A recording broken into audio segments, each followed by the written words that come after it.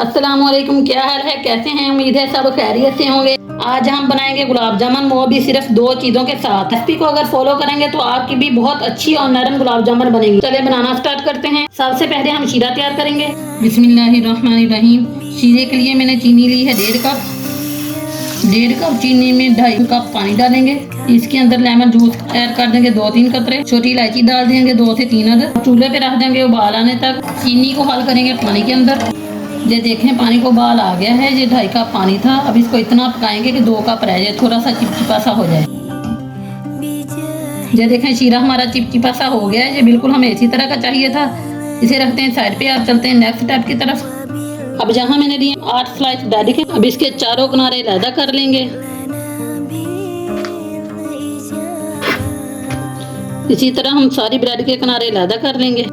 Bread के किनारों को अलहदा कर दिया। अब इसे तोड़ लेंगे। मैंने इनको तोड़ लिया। अब इसे ग्राइंड कर लेंगे। ये देखें मैंने ब्रेड को ग्राइंड कर लिया। अब इसमें दूध डाल के गूंद लेंगे। मैंने मलाई वाला दूध लिया है। थोड़ा थोड़ा मिक्सचर में डालते जाएंगे और गूंदते जाएंगे।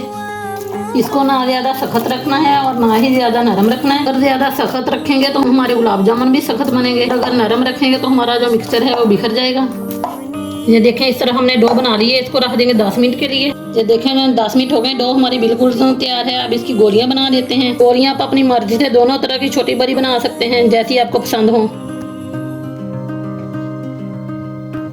इस तरह हम सारी गोलियां बना लेंगे। देखें सारी गोलियां बनकर तैयार हैं। इधर ऑयल भी गर्म हो चुका है। ऑयल में एक एक गोली डालते जाएंगे। आंच दरमियानी रखेंगे, ना ज्यादा तेज करेंगे ना ही ज्यादा स्लो रखेंगे, ताकि गुलाब जामुन आराम से सीखें, जले नहीं, अंदर तक सीखें। इनको चारों तरफ चलाते हुए फ्राई करेंगे।